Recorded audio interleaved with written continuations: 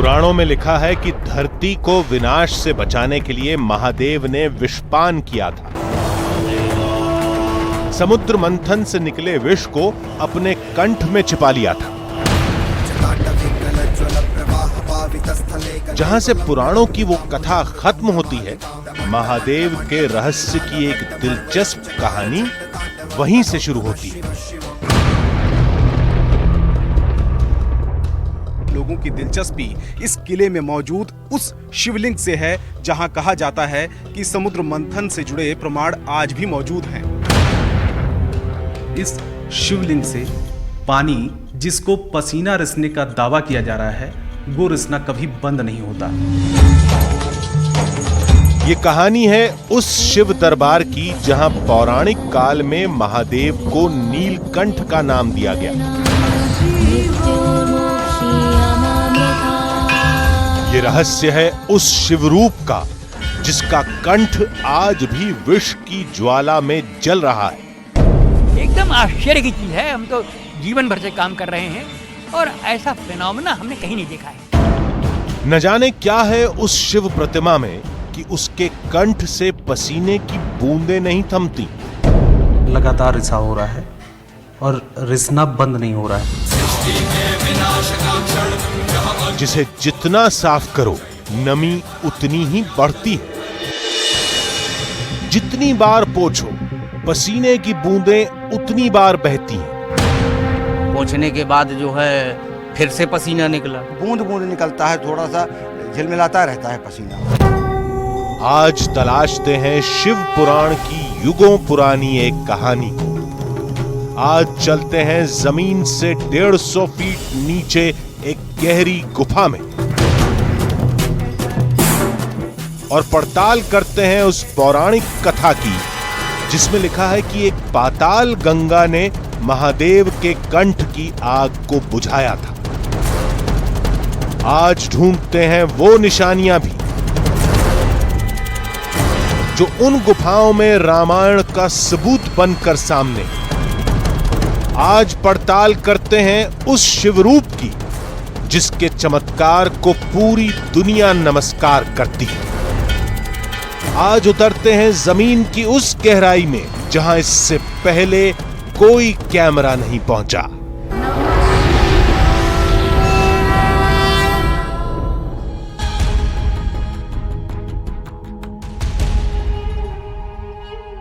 आधी हकीकत आधा फसाना। अब इस बात पर कौन यकीन करेगा, कौन मानेगा कि महादेव शिव की मूर्ति को पसीना आता है? कहते हैं मौसम जैसा भी हो, महादेव के कंठ से पसीने की धार कभी नहीं रुकती। शुरुआत में हमने भी नहीं माना, लेकिन जब पुराणों को खंगाला तो पता चला कि वाकई एक ऐसी जगह है जहां महादेव ने विष की तपिश को शांत किया था। पौराणिक कथा के मुताबिक महादेव को उस जगह का पता खुद भगवान विष्णु ने बताया था। वैसे हमारी दिलचस्पी इस कथा में कम और चमत्कार के उस दावे में ज्यादा थी जो सदियों से एक पहेली बना हुआ है। लेकिन हम सिर्फ सुनी सुनाई बातों पर भरोसा नहीं करेंगे। हम उस शिवरूप को अपनी आंखों से देखेंगे, हर मुमकिन तरीके से उस रहस्य की पड़ताल करेंगे। यह पता लगाएंगे कि क्या शिव की उस प्रतिमा को वाकई पसीना आता है। अद्भुत! ऐसा दावा हमने आज तक नहीं सुना था, जिसके मुताबिक शिव की वो गुफा, वो नदी धरती पर मौजूद है और उस गुफा में मौजूद शिवलिंग से आज भी पसीना निकलता है। हमें यह भी कहा गया कि इस चमत्कार को जब चाहें तब आंखों से देखा जा सकता है। पड़ताल का ये मौका भला हम कैसे गंवाते? हमने उस जगह को खोज निकाला और मंजिल थी दिल्ली से करीब 650 किलोमीटर दूर बांदा का नीलकंठेश्वर मंदिर।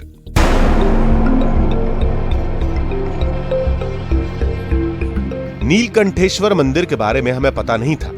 केवल इतना मालूम था कि वो अद्भुत शिवलिंग बांदा के कालिंजर दुर्ग के अंदर है और उसके साथ महादेव की एक लीला जुड़ी है।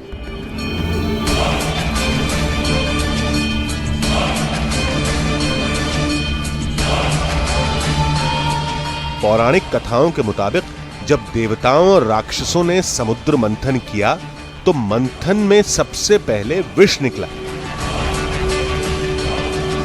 विष के ताप से पूरी सृष्टि खतरे में पड़ गई। दुनिया को प्रलय से बचाने के लिए भगवान शिव ने विष को पी लिया।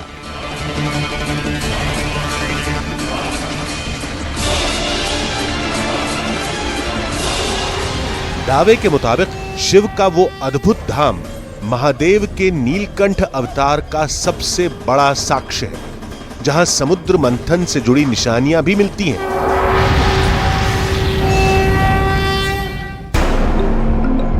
शिव कथाओं से जुड़ी पहेलियों को सुलझाते हम बांदा पहुंच गए।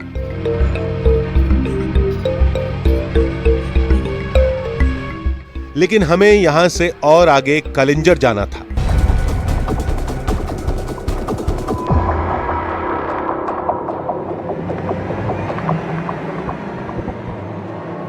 लोगों के इस विश्वास से हम हैरत में थे। आज के युग में शिवलिंग से पसीना निकलने के दावे पर भरोसा करना मुश्किल है। हमने रास्ते में दूसरे लोगों से भी उस शिवधाम को लेकर पड़ताल की, लेकिन हम उस समय चौंक गए जब हमें यह मालूम चला कि उस चमत्कारी मंदिर के पास ही एक पाताल गंगा बहती है, जिसकी कहानी भी शिव की उसी पौराणिक कथा से जुड़ी है। समुद्र मंथन के पश्चात भगवान शिव ने विषपान किया। वो हिमालय गए, हिमालय में उन्हें शांति नहीं मिली और इधर उधर भटकते रहे। तब उन्होंने विष्णु की प्रार्थना की। विष्णु ने उन्हें बताया कि कालिंजर में एक किला है, दुर्ग स्वर्गारोहण कुंड है, वहाँ जाकर के आप बैठिए, वहाँ आपको शांति मिलेगी। तब वो वहाँ से चल कर के कालिंजर आए और कालिंजर में सर्वप्रथम शिवशर गंगा नाम का एक तालाब है, जिसे शिवशर इसलिए कहते हैं कि शिव माने शंकर जी होता, सर माने पसीना होता। वहाँ वो बैठे, वहाँ पर एक कुटिया बनी हुई है, उसमें उनका स्थान बना हुआ है। इसके बाद वो बनखंडेश्वर आए और बनखंडेश्वर में उन्होंने विश्राम किया और बनखंडेश्वर से चल करके पाताल गंगा के रास्ते से होते हुए यहाँ ऊपर दुर्ग में आकर के और यहाँ विराजमान हो गए। ये वो लोग हैं जो कलिंजर से जुड़ी पौराणिक कथाओं पर शोध कर रहे हैं और इनके मुताबिक पाताल गंगा ही वो नदी है जिसमें विष की जलन से राहत के लिए शिव शंकर के डुबकी लगाने का दावा किया जाता है।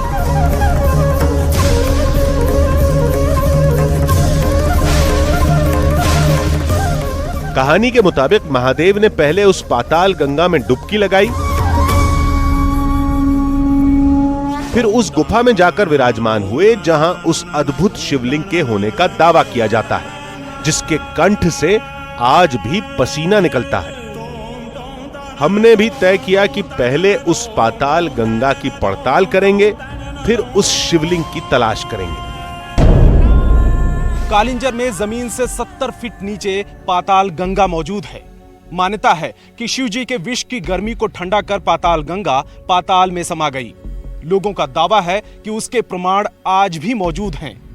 इस दावे में कितनी हकीकत है, उसके लिए हमें पाताल गंगा की तरफ रुख करना होगा। लेकिन यह काम इतना आसान भी नहीं था जितना हम समझ रहे थे। वहाँ जाने से खतरा है। आप सीता कुंड तक जा सकते हैं, पाताल गंगा मत जाइए। वहाँ कुछ जानवर रहते हैं, घोंसे रहते हैं, सांप बिच्छू, वहाँ जाने से खतरा है। पाताल गंगा जाने से मैं तो आपको मना कर रहा हूँ। आप सीता कुंड तक जा सकते हैं, सीता क्षेत्र देख सकते हैं, लेकिन पाताल गंगा मत जाइए। कम से कम 2, 4, 6, 10 आदमी हो चाहे तो सही है, उजेला हो उनके साथ, और अगर अकेले वहाँ जाने लायक नहीं है। यानी पाताल गंगा जाने का रास्ता बेहद खतरनाक है। फिर भी हम इस खतरे को उठाएंगे ताकि उस अद्भुत शिवलिंग की सच्चाई सामने आ सके, जिसके बारे में कहा जाता है कि उससे आज भी पसीना निकलता है। हम केवल इस बात की तस्दीक करना चाहते थे कि कहीं उस शिवलिंग के चमत्कार की जड़ में यह पाताल गंगा तो नहीं है। जंगल और पहाड़ी रास्तों से हमने कई किलोमीटर का सफर तय किया है और आगे का रास्ता अभी इन्हीं घने जंगल के बीच से गुजरता है और ये रास्ता बेहद ही खतरनाक है। इसमें जंगली जानवर भी हो सकते हैं, सांप और बिच्छू भी हो सकते हैं। लेकिन पाताल गंगा तक का जो सफर है, हमें इन्हीं घने जंगलों के बीच से ही जाना होगा और पाताल गंगा की तरफ हम अब रुख करते हैं। यहां से आगे रास्ता नाम की कोई चीज नहीं है। बल्कि पत्थरों और झाड़ियों में खुद रास्ता बनाते हुए आगे बढ़ना था। आगे खतरा ज्यादा था, लिहाजा हमें अपनी टीम भी बड़ी करनी पड़ी। घने और खतरनाक जंगल के बीच अकेले जाना मुमकिन नहीं है मेरे लिए और मेरी टीम के लिए, लेकिन उसके लिए हमें कुछ लोगों की मदद लेनी पड़ी है। कुछ यहाँ के लोकल्स हैं, सुरक्षा कर्मी हैं, आलोक निगम हमारे सहयोगी, 2 गाइड हैं और ये बबलू हैं। हाथों में डंडे हैं। ये एक रस्सी है, आप देख सकते हैं कि एक मोटी रस्सी है, यानी पाताल गंगा के अंदर जो 70 फुट गहराई के अंदर जब जाना होगा तो इस रस्सी की मदद हम लेंगे। और बोतल है, पानी है, क्योंकि काफ़ी ज़्यादा सफोकेशन होगी वहाँ पर, सांस दम घुटेगा और उसके लिए पानी की ज़रूरत पड़ेगी। डंडे हैं क्योंकि जंगली जानवर भी हैं, जहरीले सांप और बिच्छू भी रास्ते में हमें मिल सकते हैं। तो बबलू से बात करते हैं। बबलू, हम अंदर जाना चाहते हैं पाताल गंगा के, तो क्या जाना सही रहेगा? नहीं सर, जाना सही नहीं रहेगा। बहुत खतरनाक, बहुत रास्ता खराब ना रास्ता है और जितने जीव जंतु संग्रह की भयानक है। हम लोग नहीं जा सकते, यदि अपनी प्राण की निछावर करके ही वहाँ पहुँच सकते हैं, क्योंकि आज तक जो गया है फिर रिटर्न दोबारा बैक होके नहीं आया है। वहाँ जंगली जानवरों में सर चीता है जो गुलदार होता है 9 फीट का, भालू हैं, सर्प हैं, बहुत बड़े बड़े सर्प हैं। हम लोग नहीं जा सकते, इतना डरावना है वहाँ की सर। एक तो पहली बात, लकड़ी पकड़ पकड़ के पेड़ वृक्षों को, जैसे विजय सार की लकड़ी लगी उसको पकड़ के नीचे जाना होगा। और इतना डरावना है कि कोई भी ऊपर से कंक्रीट गिर सकती है, तुरंत प्राण पखारू उड़ सकते हैं, क्योंकि 120 सीढ़ियाँ हैं। मैं आज तक गया नहीं हूँ एक्चुअली, यदि आप कह रहे हैं तो मैं वहाँ तक जा सकता हूँ, लेकिन वो भी अपनी प्राण के न्यौछावर करने के उपरांत। बहुत ही मुश्किल है अंदर तक जाना और 70 फीट गहराई है और इन रस्सियों के जरिए और तमाम जो इक्विपमेंट है उसका हम सहारा लेकर अंदर जाने की कोशिश करेंगे कि हम, हालांकि यहाँ पर जो तमाम लोग हैं उनका यही कहना है कि उसके बारे में यहाँ के जो आसपास के लोग हैं उनको जानकारी नहीं है, क्योंकि खतरनाक जगह है। जो लोग आते हैं शिव मंदिर तक जाते हैं घूम के, इसके बाद आगे चले जाते हैं। लेकिन अब ये जो तमाम लोग हैं इनकी मदद से हम पाताल गंगा की तरफ आगे बढ़ेंगे। तो चलते हैं पाताल गंगा की तरफ। हमने जब से पाताल गंगा जाने का फैसला किया तब से हमें 2 बार चेतावनी मिल चुकी थी, लेकिन हमने ठान लिया था कि उस पाताल गंगा का पता लगाकर ही दम लेंगे। क्या पौराणिक कथाओं में दर्ज वो नदी आज भी मौजूद है जिसको लेकर दावा किया जाता है कि विष की जलन से मुक्ति पाने के लिए भगवान शिव ने उसमें डुबकी लगाई थी? हमारी टीम लगातार आगे बढ़ती जा रही थी। खतरों के बारे में बिल्कुल अंदाजा नहीं था। इन झाड़ियों में सबसे ज्यादा खतरा सांप और बिच्छू का था, इसलिए हमारी नजर सामने कम नीचे ज्यादा थी और इसी होशियारी ने हमारे एक साथी की जान बचा ली। अरे क्या हुआ, क्या हुआ? सर्फ है सर, इधर काला सर्फ है, सर्फ काला सर्फ। कहाँ पे? ये देखिए, ये उधर गया, उधर गया। हम सांपों के इलाके में चल रहे थे। यहां किसी भी चूक का मतलब मौत है। कैसे भी करके हम घनी झाड़ियों से बाहर निकले, तब कहीं जाकर जान में जान आई। घने जंगलों से तो थोड़ा सा हम बाहर निकल गए हैं, लेकिन दूसरी तरफ खतरा हमारे लिए यह है कि यहाँ पर सैकड़ों फीट गहरी खाई है और हमारे साथ में जो लोग हैं वो बेहद संभल कर आगे बढ़ रहे हैं। काफी ज्यादा खतरा है यहाँ पर। सुरक्षा के लिए मैंने एक लाठी भी हाथों में लिया है और रस्सी भी है, सुरक्षा कर्मी भी है, लेकिन इसके बावजूद खतरा हर पल हर कदम पर है। तो चलते हैं आगे, अपने सफर को जारी रखते हैं। घनी झाड़ियों के साथ बड़े बड़े पत्थर भी हमारी राह में रोड़े बन चुके थे। पहले सांप और अब पत्थरों से संभल कर चलना था। कई मोड़ पर तो जिंदगी और मौत के बीच फासला 1 इंच से भी कम था। हम आगे तो बढ़ते जा रहे थे, लेकिन मंजिल का पता नहीं था। इन जंगलों में पाताल गंगा किधर है, जमीन के किस कोने में बह रही है, हमें कुछ नहीं मालूम था। रास्ता बताने के लिए केवल एक गाइड था जो काफी डरा हुआ था और इस इलाके में कभी नहीं आया था। क्या इन खतरों के बीच हम पाताल गंगा पहुंच पाएंगे? क्या उस नदी को पहली बार टीवी कैमरे में कैद कर पाएंगे जहां महादेव के डुबकी लगाने का दावा किया जाता है। क्या आज उस चमत्कारी शिवलिंग से पसीना निकलने वाले रहस्य से पर्दा उठ पाएगा? आधी हकीकत आधा फसाना। महादेव के उस अद्भुत धाम की खोज में अब पाताल गंगा का रहस्य भी जुड़ चुका था। कहते हैं विष की गर्मी से छुटकारा पाने के लिए भगवान शिव ने एक नदी में डुबकी लगाई थी। डुबकी के बाद वो नदी पाताल में समा गई। लोगों ने बताया कि जमीन से सैकड़ों फीट नीचे उस रहस्यमयी नदी के निशान आज भी मिलते हैं। अब हमें उस पाताल गंगा की खोज करनी थी। अगर पाताल गंगा के सच का पता लग गया तो उस धाम के रहस्य को सुलझाना आसान हो जाएगा। लेकिन वो नदी जमीन के काफी नीचे थी, बिल्कुल पाताल में। उस गहराई में आज तक चुनिंदा लोग ही पहुंच पाए हैं। पाताल गंगा कहां मिलेगी, कब मिलेगी, इस सवाल के जवाब के लिए हम आगे बढ़ते रहे। थोड़ी देर बाद पथरीले रास्तों ने हमारे सामने सबसे बड़ी मुसीबत खड़ी कर दी।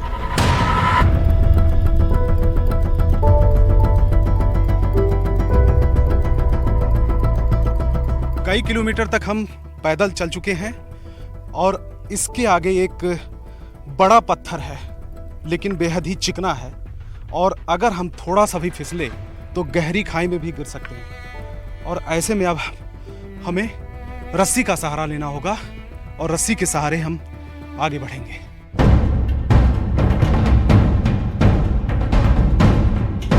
फिर रस्सी की मदद से इस बड़े पत्थर को पार करने की तैयारी शुरू हुई।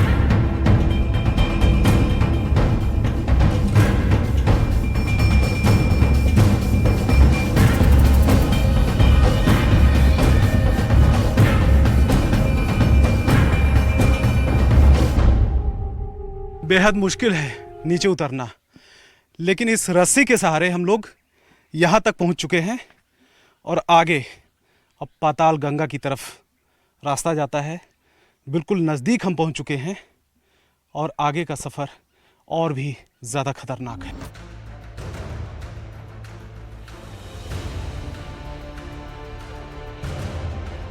थोड़ी दूर चलने के बाद हम पाताल गंगा के मुहाने पर थे। हम पाताल गंगा के मुहाने तक पहुंच चुके हैं और यहीं से शुरू होती है पाताल गंगा। लगभग 70 फीट गहरी है, बेहद खतरनाक है और आगे का सफर सिर्फ 4 लोग करेंगे। कैमरा पर्सन प्रणय दास, मैं और 2 लोग और। यहाँ पर 2 सुरक्षाकर्मी मौजूद होंगे कि हो सकता है कि जानवर अटैक कर सकते हैं और जो हमारे लिए खतरनाक साबित हो सकता है। इन रस्सियों के सहारे हम पाताल गंगा के अंदर जाएंगे। बेहद खतरनाक सफर है, लेकिन फिर भी हम इस सफर को तय करेंगे। पाताल गंगा के मुहाने से अंदाजा लगाया जा सकता है कि आगे हमें किन रास्तों से गुजरना है। हम रस्सी की मदद से अंदर जाने लगे।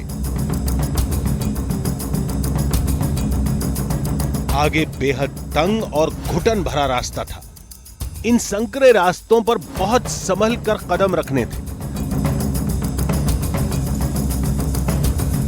लेकिन अंदर चमगादड़ों की फौज देखकर हमारे रोंगटे खड़े हो गए। यहाँ की तस्वीरें दिखाना चाहेंगे कि जगह जगह पर इस तरीके के चमगादड़ नज़र आ रहे हैं तस्वीरों में, और दूसरे जो जंगली जानवर हैं खतरनाक, वो भी हो सकते हैं इस गुफा के अंदर। यानी कि खतरा हर पल यहाँ पर है और बड़े बड़े पत्थर भी नज़र आ रहे होंगे कि कोई पत्थर अगर सरक जाए तो हड्डियों का चूरा भी नहीं मिलेगा। तो बेहद मुश्किल है यह सफ़र, लेकिन फिर भी हम आगे बढ़ते हैं। करीब 30 फीट नीचे उतरने के बाद सीढ़ियां मिली जो नीचे बढ़ती ही जा रही थी। धीरे धीरे थकान हावी होती जा रही। 40 फीट की गहराई तक हम पहुंच चुके हैं इस रस्सी के सहारे। ये पाताल गंगा काफ़ी गहरी है और हमें बताया गया था कि 70 फीट गहरी है, लेकिन अभी तक पता नहीं कि आगे कितनी और भी ज़्यादा गहराई है। रास्ते में आप देख सकते हैं कि इस तरीके की डिज़ाइन है एक कलाकृतियाँ बनी हुई हैं और ये आप देख सकते हैं कि ये अलमारी नुमा भी बना हुआ है। और आगे हम फिर आगे बढ़ते हैं और देखते हैं कि कितनी ज़्यादा गहराई है और किन मुश्किलों का सामना हमें करना पड़ेगा। सफोकेशन काफ़ी ज़्यादा है, सांस फूल रही है। हम नीचे उतरते जा रहे थे, लेकिन सीढ़ियों का दूसरा छोर नजर नहीं आ रहा था। आगे घुप अंधेरा था।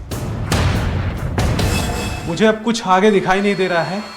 अब इसके आगे कैमरे की लाइट का सहारा लेना पड़ेगा, वरना कोई जानवर भी आगे हो सकता है, जहरीला सांप भी हो सकता है, कुछ भी हो सकता है। गहरी खाई में पैर पड़ सकता है, यानी खतरा बेहद है। और आगे अब हमें कैमरे की ही लाइट का सहारा लेना पड़ेगा। अंधेरे में आगे बढ़ने में डर लग रहा था, बार बार कदम थम भी जा रहे थे। फिर भी हम आगे बढ़ते गए और हमारी मेहनत रंग लाई। करीब 150 फीट गहराई में पहुंचने के बाद पाताल गंगा हमारे सामने थी। घुप अंधेरे में कैमरे की लाइट ही एकमात्र रोशनी थी। पाताल गंगा का पानी थमा हुआ था। पौराणिक कथाओं के मुताबिक हम उस जगह पर थे जहां विश्व के ताप को कम करने के लिए महादेव ने स्नान किया था।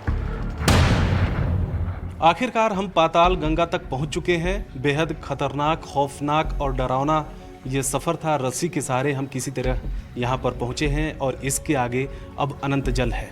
सफोकेशन बेहद है, लगातार पसीना निकल रहा है, सांस भी रुक रही है। सांस लेना काफ़ी मुश्किल है क्योंकि ज़मीन की सतह से काफ़ी गहराई में हम इस समय मौजूद हैं। बबलू हैं जो इस किले के बारे में, यहाँ के बारे में काफ़ी जानकारी रखते हैं, गाइड हैं, उनसे हम बात करते हैं। बबलू बताइए कि आगे काफ़ी गहराई होगी ये पानी? सर मैं एक तो पहली बार आप लोगों के साथ जान जोखिम में डाल के आप लोगों के साथ आया हूं। आज तक 20 वर्ष हो गए मुझे गाइडलाइन से करते हुए, आज तक कभी मैं यहां आ नहीं पाया, लेकिन आप लोगों के द्वारा रस्सी के सहारे आया हूं। जब समुद्र मंथन हुआ, सृष्टि की रचना हुई थी, भगवान शिव ने विष ग्रहण किया था, तो यही कुंड है, यहीं पर उनको शांति मिली थी। जब से ये जो जल है पूरा काली, देखिए बिल्कुल निश्चित जल रहता है और ये जल किसी पर हर तरह शुद्ध रहता है, इस पर कोई कीटाणु नहीं मिलेंगे। और भगवान शिव ने विष ग्रहण करने के बाद यहीं उनको शांति मिली थी। और यही जो एक पूरा राख कट के बना हुआ है स्वर्गारोहण, ये पाताल गंगा है सर। और ये इसकी कोई थाह नहीं, आज तक कोई यहाँ पर आ नहीं पाया और ये पता नहीं कि कितनी गहराई है। सफोकेशन बेहद है और यहाँ के बाद काफ़ी, जैसा कि ये कह रहे हैं कि गहराई भी है और जानवर भी हो सकते हैं, पानी के सांप भी हो सकते हैं जहरीले, क्योंकि गुफा है, गहराई बेहद है, छिपने का स्थान है और ज़्यादा देर तक यहाँ पर रुकना खतरे से खाली नहीं है। ऐसे में हमें जितनी जल्दी हो सके यहाँ से निकल जाना चाहिए।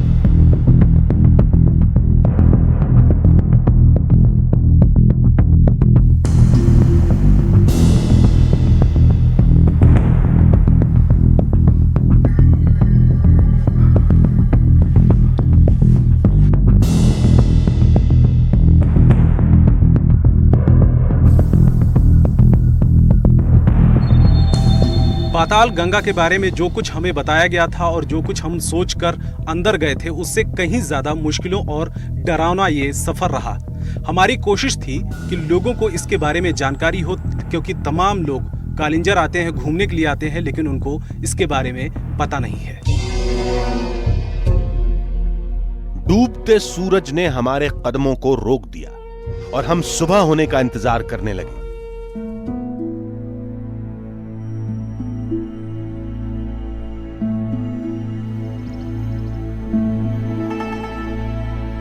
सुबह होते ही हम कालिंजर शहर से उस दुर्ग की तरफ बढ़े जहां वो चमत्कारी शिवलिंग है जिससे पसीना निकलने का दावा किया जाता है।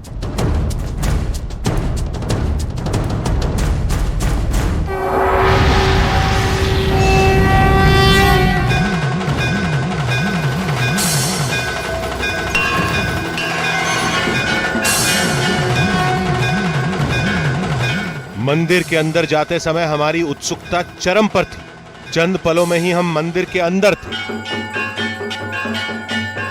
लेकिन अंदर का नजारा देखकर हम चौंक पड़े। अंदर कोई शिवलिंग नहीं बल्कि एक विशाल मूर्त थी। हां, उसका आकार जरूर शिवलिंग जैसा था। महादेव की यह मूर्त अद्भुत थी, अलौकिक थी। ऐसा हम पहली बार देख रहे थे। कहने को तो यह शिवलिंग था, लेकिन ध्यान से देखें तो इसका पूरा आकार महादेव के सिर के समान था। सबसे ऊपर जटा, लंबा चेहरा, नाक, मुंह, फिर गला, और उसी गले वाले हिस्से से लगातार पानी बह रहा था। मान्यता है कि यह पसीना है, जो पौराणिक कथा के मुताबिक शिव के कंठ में रुके विष की गर्मी से निकलता है। मुख्य शिवलिंग के बगल में एक और मूर्त थी, जिसे शंकर पुत्र कार्तिकेय से जोड़ा जाता है, और कार्तिकेय के बगल में मां पार्वती की मूर्ति थी। बुंदेलखंड सूखे की वजह से जाना जाता है। सूखा कितना भी भयंकर पड़े, लेकिन इस शिवलिंग से पानी, जिसको पसीना रिसने का दावा किया जा रहा है, वो रिसना कभी बंद नहीं होता और सैकड़ों साल से ऐसे ही रिसाव हो रहा है। ये रिसाव कैसे हो रहा है और कहां से हो रहा है, इसका स्रोत क्या है, ये अभी भी अबूझ पहेली की तरह है। हमने ध्यान से देखा, शिवलिंग के ऊपर का हिस्सा भी गीला था, लेकिन नीचे गले वाले हिस्से से पानी तेजी से बह रहा था। अगर आप शिवलिंग को दूर से देखेंगे तो फर्क साफ समझ में आएगा। गले वाला हिस्सा ऊपर के हिस्से के मुकाबले ज्यादा गीला दिखाई देता है। ये जब विष का पान किया है, वही ज्वाला की हल्का नहीं, वही गर्माहट निकल रहा है उनके शरीर से, नहीं ज्वाला, जहर का ज्वाला निकल रहा है, ये वही निकलता रहता है इनके गले से ही निकलता है। गले से ही निकलता है। और यहाँ पर मुखार बिंद मूर्ति है। जैसे आप कोई चीज़ खा ले, मुंह बांधें, आ कर दें, वो ऐसी सीन है यहाँ पर। लिंग में मुखार बिंद मूर्ति है। सवाल यह था कि अगर ये पानी है तो ये निकल कहां से रहा है? आसपास पानी का कोई स्रोत नहीं है। पाताल गंगा भी यहां से काफी दूर है। इनके कंठ से पसीने की तरह पानी 12 महीना निकलता रहता है। आप चाहे जिस समय आए, चाहे जिस महीना में आए, बहुत पहुँचा गया, इसके बाद भी पानी नहीं रुका। पानी तो अपने आप निकलता ही रहता है। मैं 44 साल की उम्र है। हम जब से सोता समार तो यही देखते चले आ रहे हैं। आज तक ऐसा नहीं हो कि बिल्कुल पानी नहीं निकला हो, ऐसा कभी नहीं हुआ। जून के महीना में, यहाँ गर्मी के महीना में, जब यहाँ अच्छी भयानक गर्मी पड़ती है, उस समय पानी निकलता रहता है जी। हाँ, पसीना ही है। अब ये पसीना है या पानी, ये तो बाद में तय होगा। पहले हमें ये जानना था कि ये पानी आ कहां से रहा है। आप देख सकते हैं कि तस्वीरों में ये पूरी की पूरी जो शिवलिंग है वो इस समय सूखी पड़ी है, लेकिन शिवलिंग का जो ये वाला हिस्सा है, जहाँ ये गला है, इस जगह पर पूरी तरीके से रिसाव हो रहा है, गीला है। एक बार हम देखते हैं प्रैक्टिकल में इसको साफ करके, और उसके बाद देखते हैं कि कितनी देर बाद यहाँ पर रिसाव होता भी है या फिर नहीं होता है। तो एक बार ये कोशिश हम कर लेते हैं। यहाँ पर टिश्यू पेपर के बाद हमने शिवलिंग को कपड़े से भी पोंछा। जहाँ से ये रिसाव हो रहा है वहाँ पर हमने पहले टिश्यू से और इसके बाद फिर कपड़े से पूरी तरीके से साफ कर दिया। यानी कि इस समय ये सूखा हुआ है ये हिस्सा, और हम थोड़ी देर तक अब इंतज़ार करेंगे कि आखिर में रिसाव होता भी है या नहीं होता है। थोड़ी देर में शिवलिंग फिर गीला हो गया। ये देखिए कि किस तरीके से यहाँ पर पानी का रिसाव हो रहा है। ये हिस्सा सूखा हुआ है। अभी थोड़ी देर पहले हमने पूरी तरीके से इसको साफ कर दिया था, लेकिन यहाँ पर लगातार रिसाव हो रहा है और रिसना बंद नहीं हो रहा है। ये पूरी तरीके से अब गीला हो रहा है, और थोड़ी देर बाद ये पूरा जो हिस्सा है, जैसा कि दावा किया जा रहा है, वो पूरा का पूरा गीला हो जाएगा। शिवलिंग का निचला हिस्सा फिर पानी से तरबतर हो गया। ये देखिए, पोंछने के बाद भी यहाँ पर गीला हो चुका है, यानी काफ़ी रिसाव हुआ है। 1 मिनट के अंदर ही ये अगर आप पोंछेंगे, साफ करेंगे और सुखाएंगे, उसके बाद 1 मिनट में ये पूरा हिस्सा गीला हो जाएगा। देखिए मेरे हाथ पूरी तरीके से गीले हो रहे हैं। यानी कि लगातार रिसाव इस हिस्से में हो रहा है और ये दावा किया जा रहा है कि सैकड़ों सालों से यही रिसाव हो रहा है यहाँ पर। ये शिवलिंग पहाड़ के ऊपरी हिस्से में एक किले में स्थापित है। यहाँ आंतरिक जल स्रोत वाला फॉर्मूला लागू करना थोड़ा मुश्किल है। फिर यह पानी कहां से आ रहा है, इस सवाल का जवाब फिलहाल हमें भी नहीं सूझ रहा था। पानी के सैंपल के साथ हम नीलकंठ मंदिर से निकल गए। उम्मीद थी कि सैंपल से जो नतीजे मिलेंगे उससे नीलकंठ मंदिर की सदियों पुरानी आस्था की पहेली सुलझ जाएगी। लेकिन लौटते वक्त बांदा में हमारी मुलाकात हुई डॉक्टर बीके गुप्ता से, जिनके तर्कों ने हमें एक रास्ता दिखाया। ऐसे जगह पे जो सोर्स पानी के निकलते हैं, जहाँ से भी हों, तो उसमें कहीं ना कहीं स्टोन एक जगह ज्वाइंट होते हैं और अगर आप उसकी जगह को देखें, उस जगह को, तो वो काफ़ी डाउन पे है। ऊपर से काफ़ी बड़े पहाड़ हैं, काफ़ी पुराने पहाड़ हैं, तो इन पहाड़ों के बीच से जो नेचुरल वाटर है, चाहे वो हमारा कहीं से आ रहा हो पानी या बरसात का पानी कहीं इकट्ठा हो, तो वो धीरे धीरे कैपिलरी एक्शन होते हुए, कैपिलरी एक्शन के थ्रू वो पानी नीचे की तरफ डाउन होता है।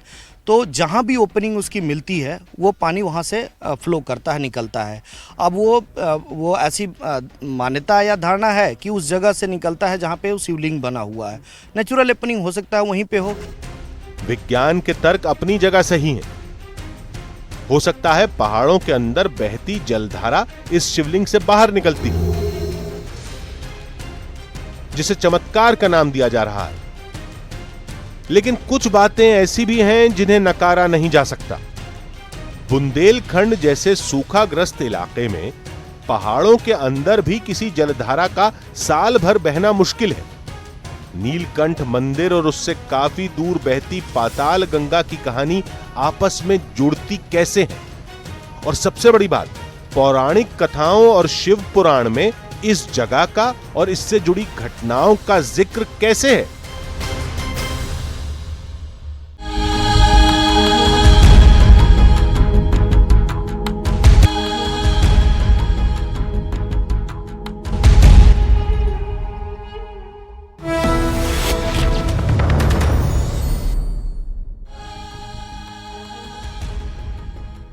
चंद्रताल जितनी खूबसूरत झील, उससे कहीं ज्यादा रहस्यमयी। कुछ लोगों ने हमसे कहा था कि उस झील में रात में परियां आती और दिन में जल परी दिखाई देती है। पहले खुद झील सम्मोहित करके लोगों को बुलाती है और फिर जल परियां पानी में डुबोकर मार देती है। यह सब सुनकर ऐसा लग रहा था जैसे कोई हमें बच्चों की कहानियां या कॉमिक्स पढ़कर सुना रहा हो। अब हमने ये बात उन दावा करने वालों से कह दी तो वो नाराज हो गए। उन लोगों ने हमें चुनौती दे डाली, कहने लगे कि दम है तो चंद्रताल आइए और पानी में उतर कर दिखाइए। और चलिए पानी छोड़िए, हिम्मत है तो एक बार रात में रुककर हमें दिखाइए। आप ये जो हम पर हंस रहे हैं ना, कांपते हुए वापस नहीं आए तो फिर कहिएगा। वैसे आप लौट ही कहां पाएंगे? जिसने भी परियों को देखा वो आज तक लौटा कहां है? मजाक मजाक में शुरू हुई बातचीत अचानक हमारे लिए चुनौती बन गई। अब तो जाना ही पड़ेगा। दावा करने वाले अपनी बात पर अडिग थे। कुछ तो जरूर होगा वहां, लेकिन क्या? चलिए देखें तो जरा ऐसा भी क्या है वहां पर।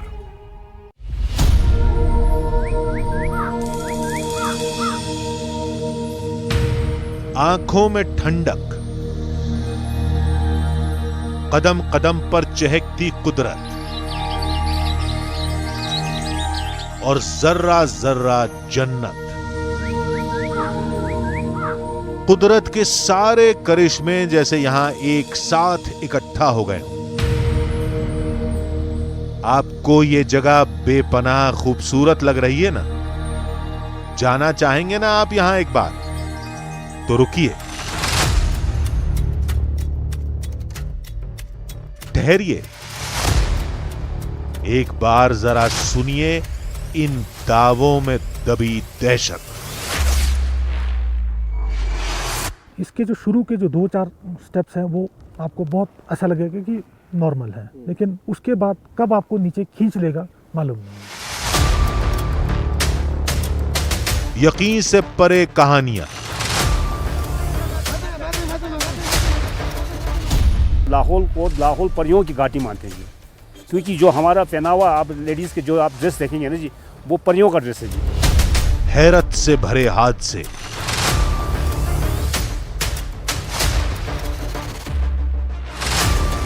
एक दो नहीं और एक भी दावा ऐसा नहीं जिस पर रत्ती भर भी यकीन किया जाए। यह सिर्फ सुनी सुनाई अफवाह नहीं थी, किसी दादी नानी की कहानी नहीं थी। ऐसे लोग भी थे जिन्होंने उस दहशत को आंखों से देखा, उन हादसों का शिकार हुए। खींचो खींचो खींचो खींचो। अपने सफर की शुरुआत हमने कुछ ऐसी ही कहानियों और दावों के साथ की।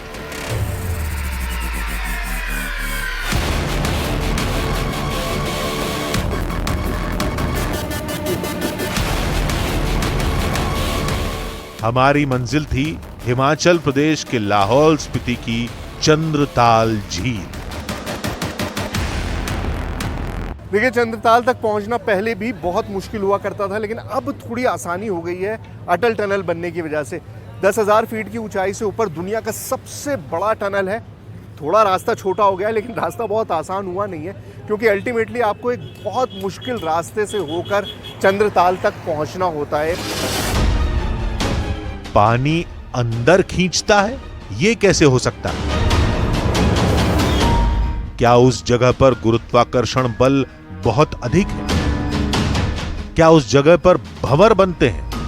हमने तर्क लगाकर मामला सुलझाने की कोशिश की तो लोगों ने कहा ऐसा कुछ नहीं है। दरअसल वहां माजरा बस इतना नहीं है, बल्कि रहस्य और गहरा है। धरती के नीचे कुछ वो होते हैं, हमारे मूवमेंट्स करते हैं, वो अंदर खींचते हैं। 4-5 सालों में 2-3 कैजुअल्टी हो गए। एक दिल्ली का लड़का उसमें डूब गया, एक मनाली का लड़का डूब गया। उसको भी कॉन्फिडेंस था कि मैं स्विमिंग कर लूँगा, लेकिन जैसे ही वो काफ़ी जहाँ आपने झंडा वाले एरिया देखा हुआ एग्जिट पॉइंट पे, तो वहाँ थोड़ा सा जब वो 100 मीटर अंदर गया तो उसके बाद कुछ भी नहीं कर पा रहा था, ना आगे बढ़ पा रहा था ना पीछे, एक ही जगह पे वो फड़फड़ा रहा था। हमारे हिसाब से वो झील जो है इस शेप में है, वी शेप में है और नीचे पूरा रेत भरा है, और जो पानी जो हो रहा है वो नीचे से ही, जो चश्मा नहीं फूटता है उस टाइप का बुलबुले नीचे से आते हैं, तो उसका पता नहीं कुछ उसका कुछ खींचता है वो। अब तो रोके नहीं रुके जा रहा था।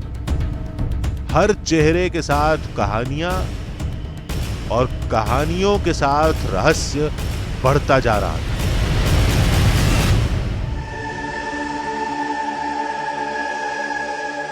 एक झील जिसमें परियां आती हैं,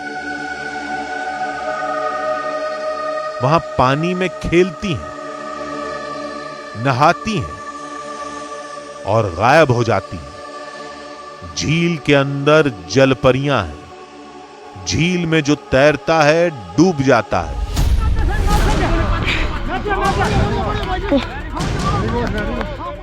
हम सोच रहे थे कि जल्द से जल्द वहां पहुंचेंगे और एक एक करके सारा रहस्य दुनिया के सामने खोल कर रख देंगे। इन ख्यालों और गाड़ी को एक हाथ ने रोक दिया। सर, चंद्रताल जाना है। चंद्रताल जाना जी। आपकी सर गाड़ी की एंट्री होगी, वहाँ पे एंट्री करवाइए उतर के। अच्छा, तो एंट्री क्यों करवानी होती है सर? एंट्री सर हर गाड़ी का हमने डाटा रखा होता है। इसके आगे नेटवर्क इशू है। अच्छा, नेटवर्क नहीं आता फोन का। इसके आगे आप गाड़ी एंट्री होगी, फिर आगे जाके अगली चेक पोस्ट में मैच की जाएगी, गाड़ी शाम को पहुंचेगी। अच्छा, चलिए, तो एंट्री करानी पड़ेगी। आगे मोबाइल नेटवर्क नहीं होगा। आधी हकीकत आधा फसाना की टीम अगर किसी हादसे का शिकार हो गई तो मदद के लिए संपर्क कैसे करेगी? सर, एंट्री करानी है जी। गाड़ी नंबर है 55AL। चंद्रताल जाना है सर। जब तक पुलिस वाले आएंगे तब तक हमारा क्या होगा? वेल, जो लिखा है आपने पढ़ ही लिया होगा कि यहाँ से आगे फ़ोन कॉल्स नहीं लगता, कोई कनेक्शन नहीं है, कोई नेटवर्क नहीं है। तो अगर किसी अपने को फ़ोन करना है तो यहाँ से कर लीजिए, ये लास्ट पॉइंट है। उसके बाद फिर कोई नेटवर्क नहीं है फ़ोन में। तो अब अगले 2-3 दिन हम किसी से टच में नहीं होंगे। थोड़ा आगे बढ़े ही थे कि एक और पुलिस वाले ने रास्ता रोक लिया। सर ये काजा के लिए रास्ता है, चंद्रताल। आपने कहाँ जाना? चंद्रताल जाना सर। चंद्रताल के लिए है सर रास्ता। ये है? हाँ जी। तो रास्ता ही नहीं लग रहा सर। ये ऑफ रोड है सारा ऑफ रोड है यहाँ से? ऑफ रोड है। अच्छा, कच्चा रोड है। कितना लंबा है सर यहाँ से? यहाँ से सर कोई 70 किलोमीटर है चंद्रताल। 70 किलोमीटर ऐसे ही रास्ता है? टूटा फूटा है सर। चली जाएगी गाड़ी? हाँ जी बिल्कुल चली जाएगी। चलिए सर। गाड़ी तो जाएगी। शुक्रिया, धन्यवाद। चल भाई चलो।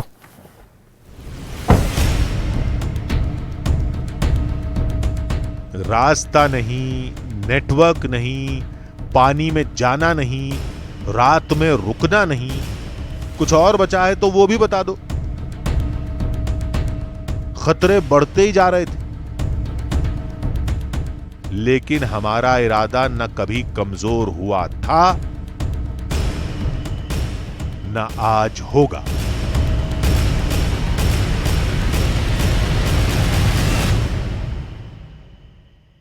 रास्ते में तकलीफें आएंगी, देख लेंगे। मौसम खराब होगा, बर्दाश्त कर लेंगे, लेकिन चंद्रताल से जुड़े हर रहस्य को सुलझा कर ही लौटेंगे। इस बार खास बात यह थी कि चंद लोग ऐसे भी मिले जो परियों की कहानी को झूठा बता रहे थे, लेकिन वो लोग भी झील में अनजानी ताकत के होने का दावा कर रहे थे। उनका कहना था कि झील में जो भी गया वो कितना भी अच्छा तैराक हो, वो डूब जाता है, जैसे कोई पानी में खींच लेता हो। कुछ ने कहा जलपरियां खींच लेती हैं, तो कुछ लोगों ने कहा कि जिस तरह बरमूडा ट्रायंगल में हर चीज गायब हो जाती है, उसी तरह झील में भी कोई अनजानी प्राकृतिक ताकत है।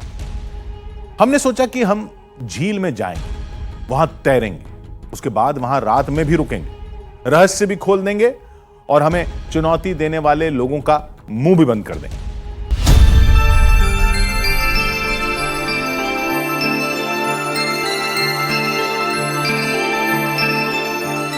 कुदरत खुश तो हर नजारा खूबसूरत, और नाराज तो हर कदम कहर। आज हमें चंद्रताल के उन्हीं हसीन नजारों में छुपे कहर की हकीकत तलाशनी थी। दिन में जलपरी दिखेंगी, रात में परियों से सामना होगा।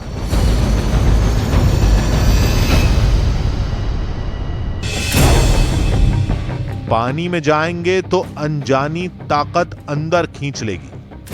जो सुना सब यकीन से परे था, लेकिन ये कहानियां अपने आप तो नहीं बनी होंगी, कुछ तो हुआ होगा। अब ये तो वहीं जाकर पता लगेगा। हम पहाड़ के सर्पीले संकरे रास्तों और तीखे मोड़ पर सावधानी से आगे बढ़ते रहे। जैसे तैसे करके रास्ता खत्म हुआ। बहुत सारी चीज़ें जो हैं वो लोक विश्वास पे टिकी होती हैं, लोगों की मान्यताओं पे टिकी होती हैं, लेकिन कुछ मान्यताएं इतनी ज़्यादा गहरी होती हैं कि वो समाज का फोकलोर का हिस्सा बन जाती हैं। यहाँ पर देखिए, ये बोर्ड लगा हुआ है वन मंडल अधिकारी स्पीति काजा का, और इस बोर्ड पे लिखा हुआ है कि लोगों के मुताबिक रात में इस झील में परियां स्नान करती हैं। और दूसरी अहम बात यह है कि धर्मराज युधिष्ठिर को इसी स्थान से स्वर्ग के द्वार प्रदान की गई थी। मतलब जो दोनों कहानियां हमने सुनी थी, वो जो यहाँ का एडमिनिस्ट्रेशन है वो भी मानता है। यहां से हमें पैदल चंद्रताल तक जाना था।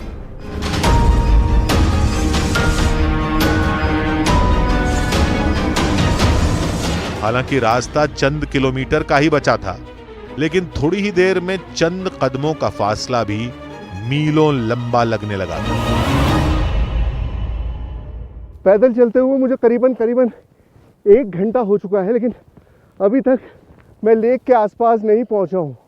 यहाँ कोई बताने वाला नहीं है, कोई रोड साइन नहीं है, और जिस तरह का स्नोफॉल हो रहा है उससे हिम्मत टूटती जा रही है।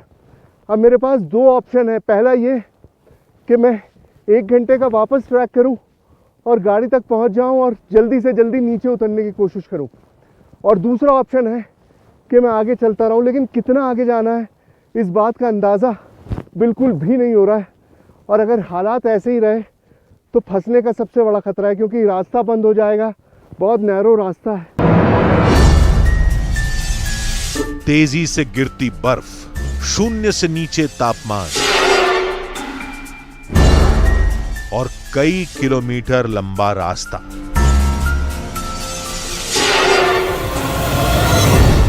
ठंड से शरीर कांप रहा था और थकान से पैर टूट रहे थे, लेकिन हम आगे बढ़ते रहे। आखिरकार रहस्यों को सदियों से समेटे वो झील हमारी आंखों के सामने थी। सो फाइनली हमारा जो सफर था वो पूरा हो गया है। चंद्रताल तक हम पहुंच चुके हैं और जाहिर है आपको चंद्रताल दिखाई नहीं दे रहा होगा मेरे पीछे, क्योंकि शायद ये ताल जो है अपने राज अभी देना नहीं चाहता और पूरी तरह से धुंध में ढका हुआ है। और ऊपर से ये इतना ज़बरदस्त स्नोफॉल, मतलब हम चाहकर भी आपको वो सारी चीज़ें दिखा नहीं सकते जो हम चाहते थे। मेरा मकसद था कि यहाँ पर आएँ, रात में रुकें, कोशिश अब भी रहेगी, लेकिन दुआ कीजिए कि किसी तरह से स्नोफॉल थम जाए ताकि कुछ सूरत बने, वरना तो जिस तरह से आपको पीछे दिखाई दे रहा है ना, धुंध से भरा हुआ, चारों तरफ ऐसी धुंध है इस वक्त। धरती पर शून्य के बराबर, लेकिन आंखों के सामने जैसे पूरी कायनात। ये चंद्रताल है। वाकई ये धरती पर चढ़ा कुदरत का नायाब नगीना है। किसी ने कहा था कि झील बहुत गहरी है, तो किसी का कहना था कि पानी के अंदर बरमूडा ट्रायंगल की तरह खींचने की ताकत है। तो कोई मानता है कि झील में तैरते ही जलपरी अंदर खींच लेती है। मैं आपको बता रहा था कि इस झील की गहराई कितनी है ये मापना बहुत मुश्किल काम है। इनफैक्ट एडमिनिस्ट्रेशन ने भी आज तक ऐसी कोई कोशिश नहीं करी, किसी को भी नहीं पता कि झील कितनी गहरी है। लेकिन यहाँ पर ये बोर्ड जरूर लगा दिया जिसमें साफ साफ लिखा है कि ये झील बहुत गहरी है और इसमें तैरना खतरनाक है, ऐसी कोशिश करके अपनी जान जोखिम में मत डालिए। तो सही बात है, कहीं पर भी आप आए तो रूल्स को ज़रूर फॉलो करें। हम तो कोशिश कर ही रहे हैं कि इस तरह का कोई रिस्क ना लें, लेकिन रिस्क जो है वो बढ़ता जा रहा है। बस मुझे अपनी चिंता तो है ही, साथ में अपनी टीम की भी चिंता है। देखिए मैं तो दिख रहा हूँ आपको ये सारे एफर्ट करता हुआ इस स्नोफॉल में, लेकिन जो मेरे कैमरा पर्सन हैं, जो मेरे असिस्टेंट हैं, वो आपको नहीं नज़र आ रहे होंगे। बट हम सब इस वक्त बहुत खतरे में हैं। हमने सोचा कि शायद कुछ लोगों ने झील में तैरने की कोशिश की होगी और वो झील के गहरे होने की वजह से डूब गए होंगे, जिसके बाद कुछ लोगों ने झील में खींचने वाली अनजानी ताकत और कुछ लोगों ने जलपरियों की कहानियां बुन दी होंगी। हमने सोचा कि हम मौसम के ठीक होने का इंतजार करेंगे और एक बार झील में उतरकर देखेंगे, लेकिन तभी मोबाइल पर आए एक वीडियो ने हमारे होश उड़ा दिए। ओह शिट, खींचो खींचो खींचो खींचो, आगे आगे। ये एक शख्स का बनाया वीडियो था जो यहाँ पर दिन में घूमने आए थे। तभी उन्हें कुछ दिखाई दिया। Oh shit, oh shit. वो भागे। अरे इसमें से ये रस्सी ले सकते हैं, याली इसकी रस्सी ले सकते हो। एक लड़का झील में डूब रहा था। लोगों ने तमाम कोशिश की, रस्सी भी फेंकी, लेकिन वो शख्स डूब गया। अरे यार, शिट शिट शिट। वो शख्स कैसे डूबा किसी को नहीं पता। हमने सोचा कि हम मौसम ठीक होने का इंतजार करेंगे और फिर एक बार झील में उतरकर देखेंगे। झील के बाद रात में परियों से जुड़ा रहस्य तलाशेंगे। न रात हुई थी और न मौसम ठीक हो रहा था। हमने सोचा आसपास घूमकर देखते हैं, शायद किसी रहस्य से जुड़ा कोई सिरा ही हाथ लग जाए। बड़ी मशक्कत के बाद आखिरकार मुझको वो स्पॉट मिल ही गया, जिस स्पॉट पे बैठ के वो गडरिया, वो शेपर्ड जो है, बांसुरी बजाता था और उसकी बांसुरी सुनकर परी जो है वो बाहर निकलती थी इस लेक से। देखिए यही वो जगह है। इसको मार्क करने के लिए मुझे बताया गया था कि इस तरह का एक छोटा सा स्तंभ बनाया हुआ है, तो मैं पूरे लेक का चक्कर मैंने लगाया। फाइनली मैं उस स्पॉट पे पहुंच पाया जहां पर मुझे ये दिखाई दे रहा है। तो ये स्तंभ है और ये वो मार्कर है, एक तरह से ये निशान है उस जगह का जहां पर परी मिला करती थी उस शेपर्ड से। अब क्या करें ये सोच ही रहे थे कि एक साथी की तबीयत खराब हो गई। क्या करें आप खिलाड़ी, इसको तो सांस में बहुत परेशानी हो। इसके तो हाथ मलो तो थोड़ा सा। हाथ गर्म है ना तेरे? बहुत ज़्यादा गर्म हो रही है, यहाँ पर दिक्कत हो रही है बहुत ज़्यादा। ऐसे मल इसको हाथों को, बिल्कुल मूवमेंट करता रहे, बैठेगा ना तो और ज़्यादा ठंड लगने लगेगी।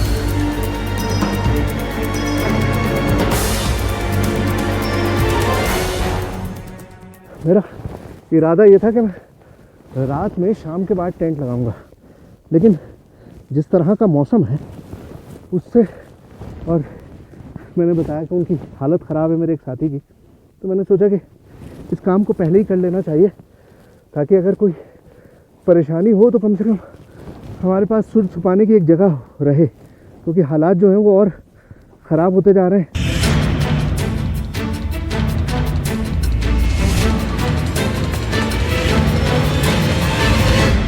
दो मिनट आराम करता हूँ, उसके बाद ललित तुम भी आ जाओ, आराम करो अंदर जाके, कोई बात नहीं, अब कोई चिंता नहीं है, शूज़ खोल दो और अंदर जाके आराम करो, ठीक है? ठंड नहीं लगेगी।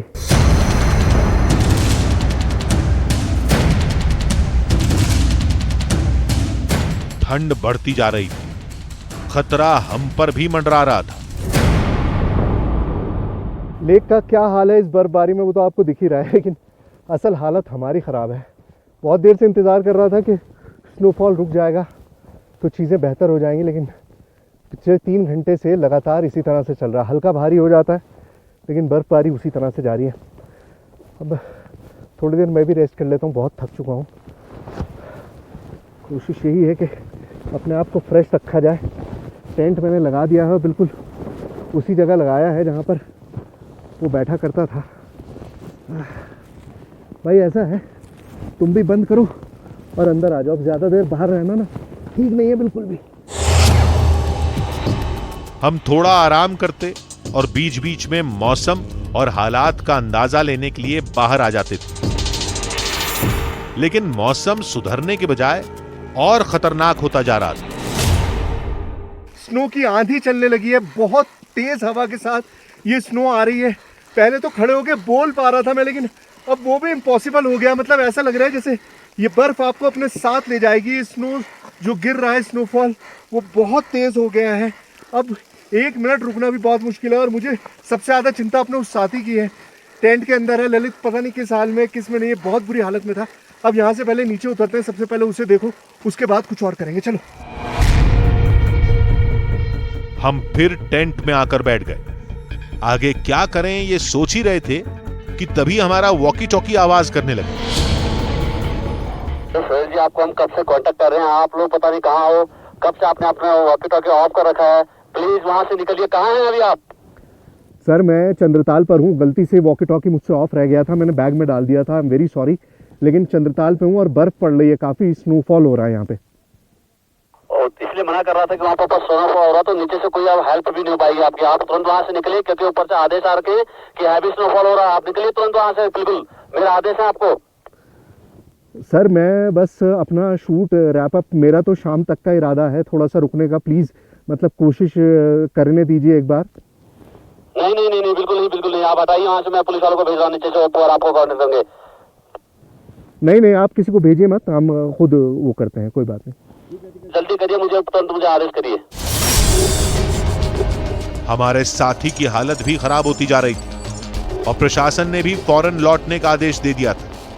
उधर बर्फबारी और ज्यादा तेज हो गई तो ना हम लौट पाएंगे और ना हम तक मदद पहुंच पाएगी। अब हमारे पास कोई चारा नहीं था। हम लौट आए। लौटकर हमने एक अधिकारी से झील के बारे में पूछा।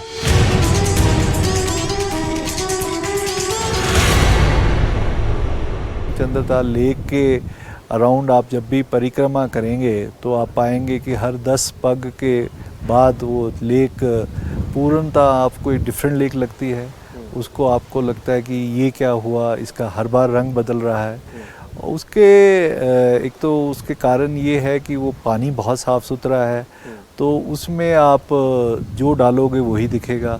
अगर आप सुबह के समय जाते हैं तो उसके सराउंडिंग में जैसे सन आता है और बादल उमड़ते हैं, उसकी आप पूर्ण रिफ्लेक्शन देख सकते हैं। शाम को अगर आप जाएं तो शाम को विंड चलती है, तो विंड के कारण वो आपको लगता है कि ये लेक नहीं, ये कोई महासमुद्र है जिसको प्रकृति ने रचा है। यानी पानी में कशिश तो है, लेकिन वो जादू उसकी प्राकृतिक खूबसूरती का है। कोई जादू नहीं है, ये तो समझ आ गया। लेकिन पानी में तैरने वाला डूब जाता है, उसके पीछे क्या रहस्य है? चंद्रताल एक बहुत अधिक हाइट पे एक स्थापित लेक है, जहाँ पे ट्री लाइन से भी ऊपर का एरिया है। तो एज ए रिज़ल्ट वहाँ पे ऑक्सीजन की कमी है। जो ऑक्सीजन के लेवल हम ट्री लाइन से नीचे पाते हैं वो वहाँ नहीं मिलते। इसके अलावा जो वहाँ का पानी है वो स्टिल पानी है, और स्टिल पानी में अगर आप स्विमिंग करना चाहें तो ऐसे ही आपकी एनर्जी ज़्यादा लगती है। और एक ऐसे सिनेरियो में आप स्विमिंग करना चाहें स्टिल वाटर में जहाँ एनर्जी रिक्वायरमेंट ज़्यादा हो और ऑक्सीजन की अवेलेबिलिटी कम हो, तो व्यक्ति बहुत ही जल्दी थक जाता है। हाई ऑल्टीट्यूड में एक लिमिटेड ऑक्सीजन सप्लाई होती है, तो आपकी ऑक्सीजन की कमी होना लाजमी है अगर आप फिज़िकल एक्टिविटी ज़्यादा करते हैं। और swimming is a complete exercise, इसमें बहुत ज़्यादा कैलोरीज बर्न होती हैं। तो हाई ऑल्टीट्यूड विद स्विमिंग आपका बहुत ज़्यादा रिस्क है कि आप फटीग हो जाएं और ड्राउन हो जाएं। लोग कहते हैं कि चंद्रताल में रात में परियां आती हैं। झील के पानी में जल परियां हैं।